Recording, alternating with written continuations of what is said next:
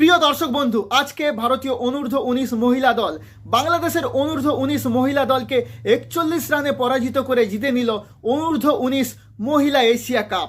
কিছুদিন আগে বাংলাদেশের অনূর্ধ্ব 19 দল ভারতের অনূর্ধ্ব 19 দলকে হারিয়ে জিতে নিয়েছিল এশিয়া কাপ। আজকে হলো তার ঠিক উল্টো পূরণ। আজকে ভারতীয় অনূর্ধ্ব 19 মহিলা দল এসিসি এশিয়া কাপে বাংলাদেশের অনূর্ধ্ব 19 মহিলা দলকে হারিয়ে জিতে নিল এশিয়া কাপ। আমরা সকলে ভেবেছিলাম বাংলাদেশের অনূর্ধ্ব 19 মহিলা দল 118 রান অতি সহজেই করে নেবে, কিন্তু বাংলাদেশের অনূর্ধ্ব 19 মহিলা দল এই রান করতে পারেনি।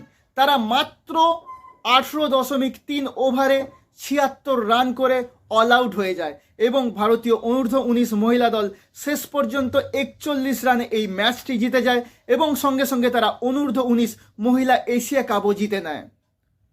টসে জিতে বাংলাদেশের অধিনায়ক সুমাইয়া আক্তার ভারতকে প্রথমে ব্যাট করতে পাঠায়। ভারতীয় মহিলা দল অবশ্য বাংলাদেশের আঁটোসাঁটো বোলিংয়ের সামনে খুব ভালো বা বড় একটা স্কোর গড়ে তুলতে পারেনি। তারা মাত্র 20 ওভারে 117 রান তুলতে সক্ষম হয় এবং তারা এই রান তুলতে গিয়ে 7 উইকেট হারায়। ভারতের হয়ে একমাত্র ভালো ব্যাটিং করেন জি তৃষা। তিনি 47 বলে 52 রানের একটা দুরন্ত ইনিংস খেলেন। এই ইনিংসে ছিল 5টি 4 এবং 2টি ছক্কা। ভারতীয় ক্যাপ্টেন নিকি প্রসাদ করেন 12 রান। মিথিলা বিনোদ 12 বলে 17 রানের একটা চিত্তাকর্ষক ইনিংস খেলেন। এই ইনিংসে ছিল 2টি 4 এবং 1টি ছক্কা। আয়ুষী শুক্লা 10 রান করেন। ভারত শেষ পর্যন্ত 20 ওভারে 7 উইকেট হারিয়ে 117 রান তুলতে সক্ষম হয়। বাংলাদেশের হয়ে দুরন্ত বোলিং করেন ফারজানা আজকে 4 ওভার বল করেন, 31 রান খরচ করে ভারতের 4টি মহামূল্যবান উইকেট তুলে নেন। বলতে গেলে তিনি একাই ভারতীয় ব্যাটিংয়ের মেরুদণ্ড ভেঙে দেন। এছাড়া নিশিতা আক্তার নিশি তিনিও দুরন্ত বল করেন। তিনি 4 ওভার বল করেন, 23 রান খরচ করে 2টি উইকেট নেন।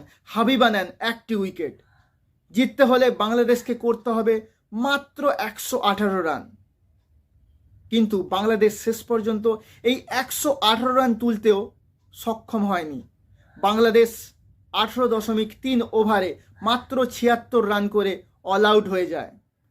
বাংলাদেশের হয়ে ফাহমিদা চোয়া করেন 18 রান। এছাড়া জে ফিরদৌস করেন 22 রান। এছাড়া বাকি কোনো ব্যাটসম্যান বাংলাদেশের হয়ে 2 অঙ্কের কোটাও ছুঁতে পারেনি। ভারতের হয়ে দুরন্ত বোলিং করেছেন আয়ুষী শুক্লা আজকে 3.3 ওভার বল করেছেন, মাত্র 17 রান খরচ করে 3টি উইকেট তুলে নিয়েছেন।